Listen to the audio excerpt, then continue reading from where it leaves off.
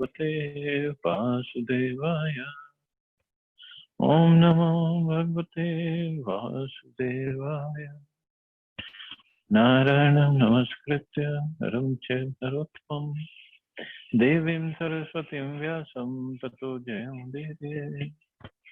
Nashtaprayeshu Bhadreshu Nityam Bhagavata Sevaya. Bhagavati Uttam Shloke Bhaktir Bhavati Naistike. So continuing with the discussion on Srimad Bhagavatam, Canto 4, Chapter 9, Dhruv Maharaj returns home. Text number 12 onwards. So here Dhruv Maharaj is offering his prayers and glorification to the Supreme Lord. Tena smranti atitaram priyamisha martyam ye chanvadah sutta suhrid grihvitara ye tva abjanabha bhavatiya padaravinda sogandhi lubdha hirdeshu krita prasanga.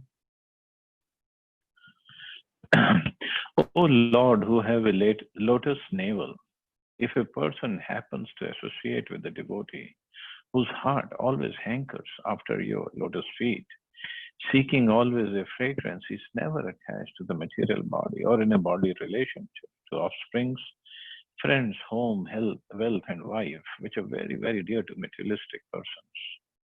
Indeed, he does not care for them.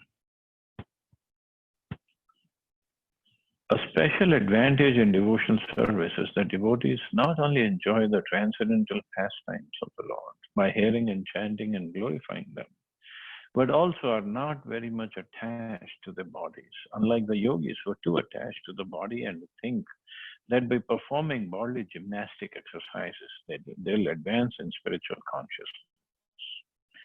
Yogis are generally not very much interested in devotional service. They want to regulate the breathing process. This is simply a bodily concern. Here Dhruv Maharaj plainly says that a devotee has no more bodily interest. He knows that he is not the body. From the very beginning, therefore, without wasting time in bodily exercises, a devotee searches out a pure devotee and simply by his association becomes more advanced in spiritual consciousness than any yogi. Because a devotee knows that he is not the body, he is never affected by bodily happiness or distress. He is not interested in bodily relationships with wife, children, home, bank balance, etc., or in the distress and happiness which come from these things. This is a special advantage of being a devotee. This status of life is possible only when a person is interested in associating with the pure devotee who always enjoys the fragrance of the lotus feet of the Lord. So this is another advantage, Prabhupada says special advantage, is that if one engages in devotional service, one is attached to the lotus feet of the Lord. One is attached to hearing and chanting about the Lord. He doesn't even care for the bodily maintenance, bodily relationships. He gets completely detached. Just like our 6 Goswamis, all of them, before they met Mahaprabhu and before they left everything, came to Vrindavan, they were either from a very rich family or they were working in great positions. But when they got into devotional service, when they left everything, came to Vrindavan, they were living under different trees every night because they didn't even want to get attached to the trees. Rupa Goswami and Sanatan Goswami, when they retired, they took voluntary retirement. They had so much of wealth. At that time it was measured by the gold coins, a full boat load of gold coins. That's much wealth they had. That's about 500 some years ago. Raghunath Das Goswami, his father and his uncle, they were jamidars, and their monthly income was 100,000 gold coins. And Raghunath Das Goswami was the only heir to that money, to all the wealth. And he left everything. Why? Because they get so attached to Krishna that they don't want this distraction. Of course, somebody can say, oh, you can use the money in service of Krishna. Yes, one can. But these Goswamis, they consider it a distraction. Because it will be a distraction.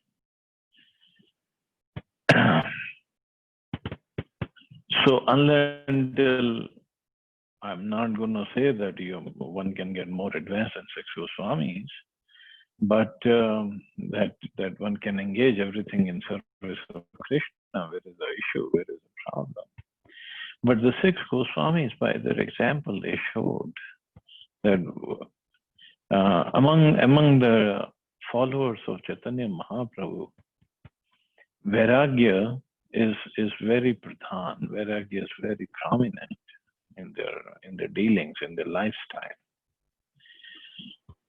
And here Prabhupada said he's not even interested in bodily relationships either, wife, children, home, bank balance, etc. And this is what Dhruv Maharaj is saying. Dhruv Maharaj, who wanted a kingdom better than even Brahmaji before he started off his austerities, his tapasya. And after his purification, this is what he's saying. A person who has tasted the fragrance, who has enjoyed the fragrance of a lotus feet, he's not interested in any of these. And this is very natural, because once one tastes the higher taste, it's just so easy for him to give up the lower taste. But at the same time, now, I mean, we are not Dhruv Maharaj. We cannot imitate Dhruv Maharaj. So we cannot just leave everything and think that I have so much of advancement that I can leave everything. When the right time comes, we have to continue practicing our devotion service.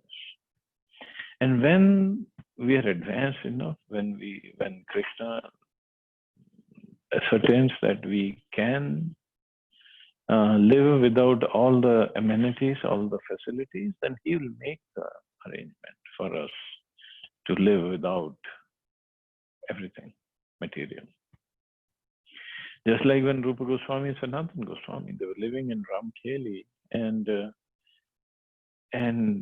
Chaitanya Mahaprabhu went there from Jagannath Puri, and both the brothers met Mahaprabhu. And they asked Mahaprabhu that, we want to come with you. Although Rupa Goswami and Sanatana Goswami, they were the finance minister and the chief minister in the kingdom of Nawab Hussain Shah. And Mahaprabhu told them, when Krishna will make the arrangements. You don't artificially renounce everything and go away. So Krishna, when he makes the arrangement, then the arrangements are very perfect. When we think we are either we want to show to the world that I'm very detached, or we think we are very detached, and we in an immature way we leave everything, but then that creates lots of problems in our psychologically also and socially also. So one should not try to do that. So Krishna will make the arrangement, whether in this lifetime or next lifetime, it doesn't matter. Krishna will make the arrangement. Tiryang sari srip dev daityam artyadibhi parichitam sadasat vishesham rupam sthavishtham ajate mahadadyanekam natah param vedbhi na yatra vadaha. My dear Lord, the Supreme Unborn, I know that the different varieties of living entities such as animals, trees, birds, reptiles, demigods, and human beings are spread throughout the universe, which is caused by the total material energy. And I know that they are sometimes manifest and sometimes unmanifest, but I have never experienced a supreme form I behold as I see you now. Now, all kinds of methods of theorizing have come to an end. In the Bhagavad Gita, the Lord says that he has spread himself throughout the universe, but although everything is resting upon him, he is aloof. The same concept is expressed here by Dhruva Maharaj. He states that before seeing the transcendental form of the Lord, he had experienced only the varieties of material bodies, which are counted at 8,400,000 species of aquatics, birds, beasts, etc.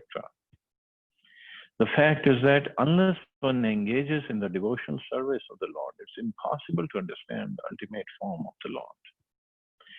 This is also confirmed in the Bhagavad Gita, Bhaktyam Mama Vijananti. Factual understanding of the absolute truth, who's the supreme person, cannot be obtained by any process other than devotional service. So Dhruva Maharaj is saying, I either heard of or I have seen 8,400,000 species, but never experienced your spiritual form, because Lord's spiritual form is not in 8,400,000. These are all material forms. And only by engaging in devotional service. So somebody might ask, Dhruva Maharaj was doing austerities, but we know that he was chanting Om Namo Bhagavate Vasudevaya, and he had made the deity with the mud, and he was worshipping the deity, just like Narad Muni told him. So it wasn't just the dry meditation. He was engaged in transcendental devotional service. The process of realization at that time was meditation, but along with the chanting. Dhruva Maharaj here compares his previous state of understanding with the perfection of understanding in the presence of the Lord. The position of a living entity is to render service unless he comes to the stage of appreciating the Supreme Personality of Godhead. He engages in the service of the various forms of trees, reptiles, animals, men, demigods, etc. One can experience that one man engages in the service of a dog, another serves plants and creepers, another the demigods, and another humanity, or is boss in the office, but no one is engaged in the service of Krishna.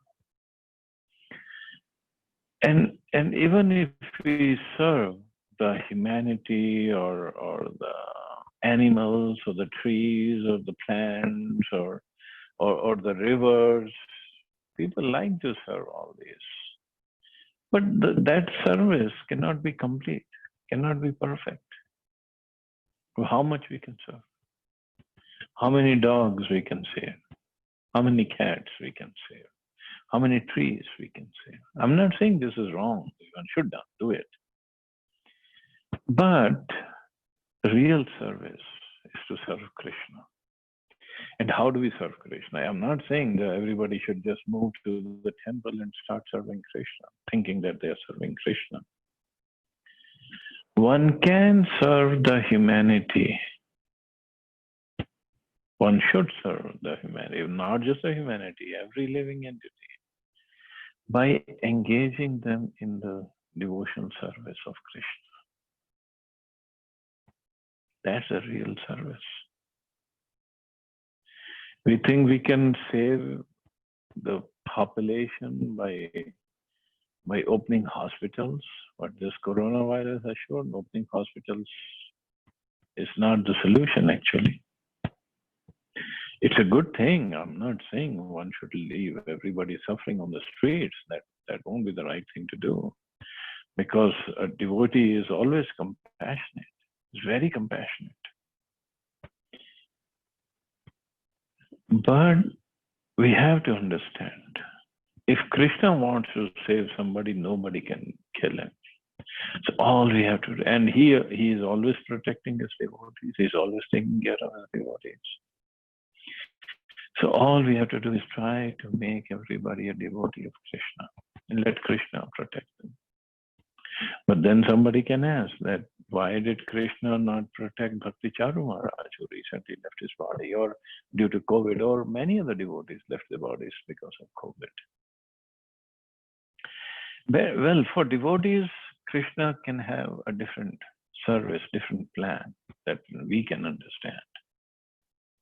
But regardless, he will always protect the consciousness. So, so the real service is that we provide facility for everybody to engage them in the service of Krishna. In the process, yes, we can open hospitals, we can help others, feeding them, but the aim should be, yes, I have to try to make him a devotee, try to make him understand that he is actually a devotee of Krishna. And all he has to do is engage in devotional service. It gets a little complicated after a while, so won't go in details, but that's the point that Prabhupada is making. But no one is engaged in the service of Krishna. Aside from common men, even men who are elevated in terms of spiritual understanding are at the utmost engaged in the service of Virat Rupa, or unable to understand the ultimate form of the Lord. They worship voidism by meditation. Dhruv Maharaj, however, had been blessed by the Supreme Lord. When the Lord touched his conch shell to Dhruva's forehead, real knowledge was revealed from within, and Dhruva could understand the Lord's transcendental form. Dhruv Maharaj here admits that not only was he ignorant, but by years he was only a child. It would not have been possible for an ignorant child to appreciate the supreme form of the Lord, had he not been blessed by the Lord, who had touched his conch shell to Dhruva's forehead. So Dhruv Maharaj was appreciating the Supreme Lord, that he had removed his ignorance by touching the conch shell to his forehead, and now he got the transcendental knowledge. Kalpanta edadakhilam jathren grinan shete puman swadrik ananta sakhastam anke yanna bhisindur ruha kanchana loka padma Garbhe diman bhagavate pranato asmi tasmai. My dear Lord, at the end of each millennium, the Supreme Personality of Godhead, Garbhodaksha Vishnu, dissolves everything manifested within the universe into his belly. He lies down on the lap of Sheshnag. From his navel sprouts a golden flower on a stem, and on that lotus Lord Brahma is created. I can understand that you are the same Supreme Godhead. I therefore offer my respectful obeisances unto you. Dhruv Maharaj's understanding of the Supreme Personality of Godhead is complete. In the Vedas it is said, Yasmin Vigyate Sarvam Evam Vigyatam Bhavati. Knowledge received through the transcendental, causeless mercy of the Lord is so perfect that by that knowledge the devotee becomes acquainted with all the different manifestations of the Lord. Lord Kshirodaksha Vishnu was present before Dhruv Maharaj, who could also understand the Lord's two other forms, namely Garbhodaksha Vishnu and Karanadaksha Vishnu. So as we have studied earlier, there are three Vishnus: Karanadaksha Vishnu or Mahavishnu, who is lying down in the Karan Sagar. And then in each universe, there's Garbhodaksha Vishnu. From his lotus navel, the lotus flower comes and Brahmaji appears. And then this Garbhodaksha Vishnu expands himself as Kshirodaksha Vishnu, who lies down in the Kshir Sagar. And that Kshirodaksha Vishnu expands himself as Paramatma and enters each and every atom and in each and every living entity's heart to get the things rolling in the universe. So when somebody tells you that Krishna Balram or all the incarnations come from Vishnu, we ask them, which Vishnu? Then he'll definitely get confused, which Vishnu we are talking. You say, tell them there are three Vishnus, Karanadaksha, Garbhodaksha, Kshirodaksha. So which Vishnu are you talking about? So most of the people, they don't know there are three Vishnus. At the end of each and every millennium, when all the material worlds are dissolved, everything enters the body of Garbhodaksha Vishnu, who is lying on the lap of Sheshnag, another form of the Lord. Those who are not devotees cannot understand the different forms of Vishnu and their position in regard to the creation. Sometimes the atheists argue, how can a flower stem sprout from the navel of Garbhodaksha Vishnu? So atheists, they just ask crazy questions, which has no backing, no solid point. How can a lotus flower sprout from the navel of Garbhodaksha Vishnu? Well, the question is, why not? They consider all the statements of the Shastras to be stories. As a result of their inexperience in the absolute truth and their reluctance to accept authority, they become more and more atheistic. They cannot understand the Supreme Personality of Godhead. But a devotee like Dhruva Maharaj, by the grace of the Lord, knows all the manifestations of the Lord and their different positions. It is said that anyone who has even a little of the Lord's grace can understand his glories. Others may go on speculating on the absolute truth, but they will always be unable to understand the Lord. In other words, unless one comes in contact with the devotee, it's not possible to understand the transcendental form or the spiritual world and its transcendental activities. So only by devotional service one can understand. When that understanding comes by the mercy of the Lord, not by our studying the scriptures. When we perform devotional service, our heart becomes more recipient, better receptacle for the knowledge. And then when Krishna, by his mercy, gives us just little knowledge, just a spark of the knowledge, a devotee can understand to the extent he has surrendered. Tvam nitya mukta parishuddha vibhuddha atma kutastha adi purusho bhagvastriyadhishaha yad buddhyavasthitam akhinditya swadrishtya drishtastavadi makho vyatirikt asase. My Lord, by your unbroken transcendental glance, you are the supreme witness of all stages of intellectual activities. You are eternally liberated, your existence is situated in pure goodness, and you are existent in the Supersoul without change. You are the original personality of Godhead, full with 6 opulences, and you are eternally the master of the 3 modes of material nature. Thus, you are always different from the ordinary living entities. As Lord Vishnu, you maintain all the affairs of the entire universe, and yet you stand aloof and are the enjoyer of the results of all sacrifices. An atheistic argument against the supremacy of the Supreme Personality of Godhead states that if God, the Supreme Person, appears and disappears and sleeps and awakens, then what's the difference between God and the living entity? So just like behind me, Krishna is sleeping in the laps of Mother Yashoda. And they'll say, what's the difference between this Krishna and any other baby? Well, there's a huge difference. Dhruva Maharaj is carefully distinguishing the existence of the Supreme Personality of Godhead from that of the living entities. He points out the following differences. The Lord is eternally liberated. Whenever he appears, even within this material world, he is never entangled by the 3 modes of material nature. He is known, therefore, as Tri Adhisha, the master of the 3 modes of material nature. In Bhagavad Gita, it is said, Devi hi esha gunamai mam maya duratya. The living entities are all entangled in the 3 modes of material nature.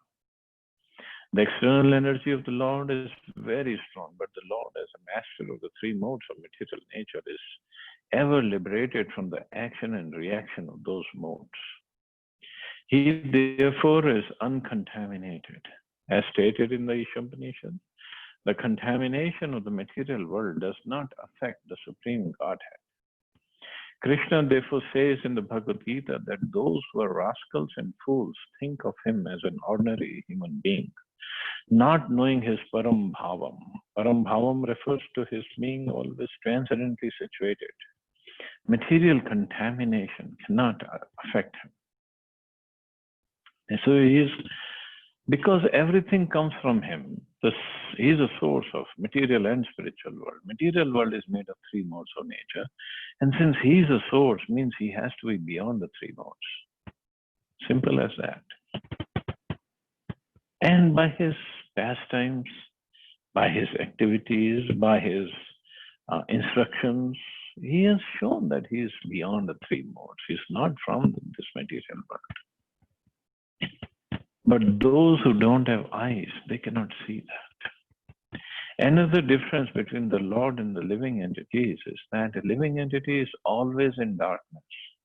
Even though he may be situated in the mode of goodness, there's still so many things which are unknown to him.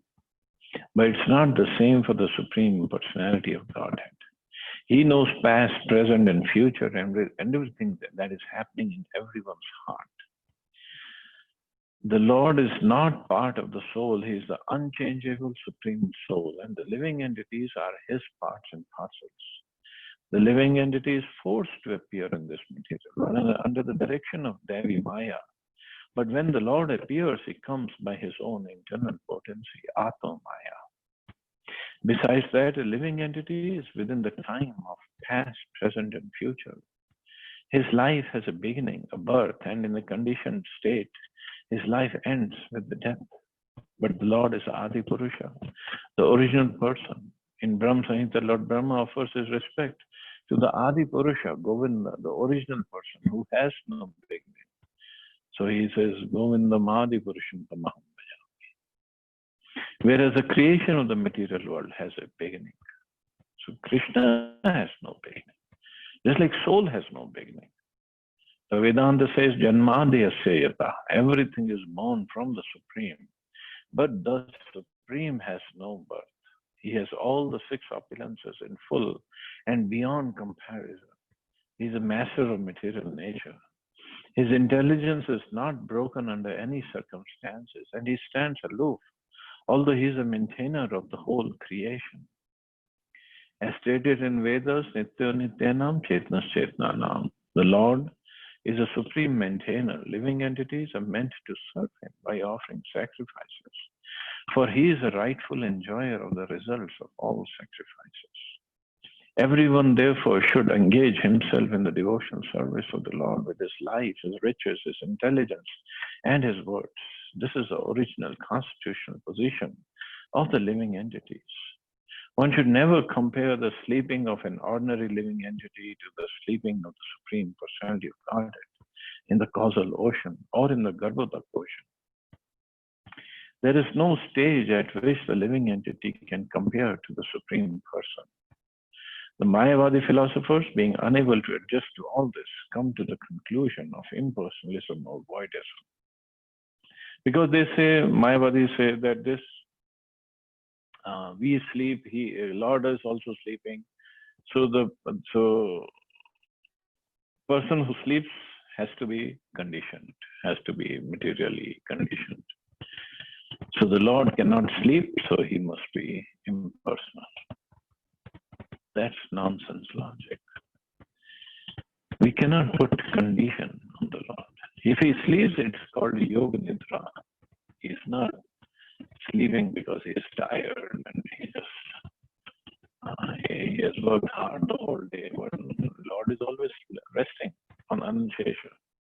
He's also protecting his devotees and killing the demons. But that's his expansion does. But he doesn't take rest just like we do. Our body, in medical terms, we can understand, our body catches up all the wear and tear that we do in the daytime. Nighttime, when we sleep, the body catches up and repairs whatever needs to be repaired. And if there's any problem, if the repair cannot happen, that's where the disease is. But the Lord and his body is not different. He doesn't need any repair, any wear or tear happens in the morning, in the daytime that he has to repair it in the evening. No. That's spiritual. That's transcendental. But those who don't understand this position of the Lord, they think he's just like us, or whatever misconceptions they have. So we should understand who the Lord is, what his position is, what our position is, and how we should perform devotion service. And in the spiritual world, everybody has a spiritual body. No problems there. No coronavirus over there. It's just life of full eternity, knowledge, and bliss. Just more and more and more and more pastimes of Krishna. That's it. So we'll stop here. See anybody has any questions or comments.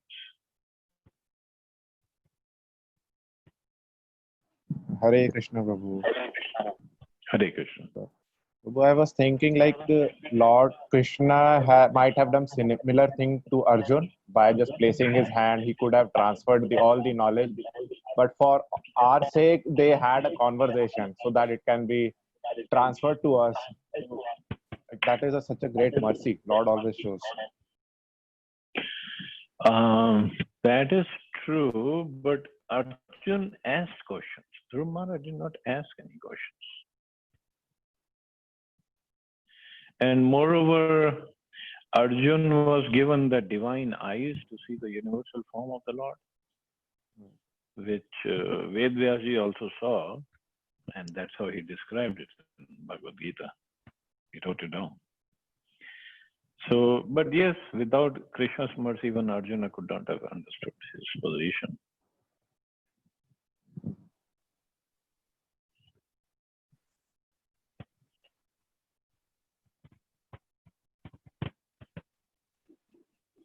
Hare Krishna, Prabhuji. Hare Krishna. Prabhuji, Sanjay could also Virat roop. What about Sanjay? Sanjay was explaining to Dhritarashtra the entire war. He could also see Virat roop.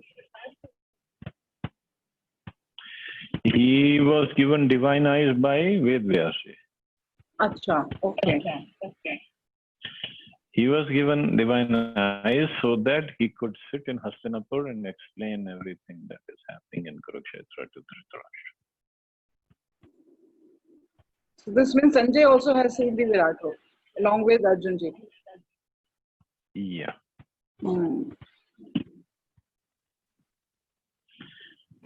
That's why he could explain, and that's why in the end he says, "No, my body is shaking with ecstasy, hearing this, and seeing the universal form of the Lord."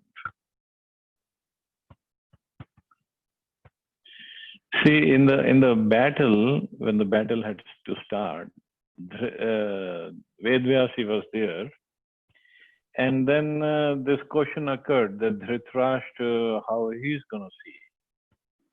So Ved Vyasji told him, "Okay, I'll give you the divine eyes." Dhritarashtra said, "No, don't give me, because I won't even be able to recognize who's Arjun and who's Bhim and who's Duryodhan, because I've never seen anybody, all of these. And moreover, I've never seen the babyhood, the younghood, and I don't want to see them. They're dead bodies." So he said, "Give the divine eyes to Sanjay, so he can see and he will explain everything."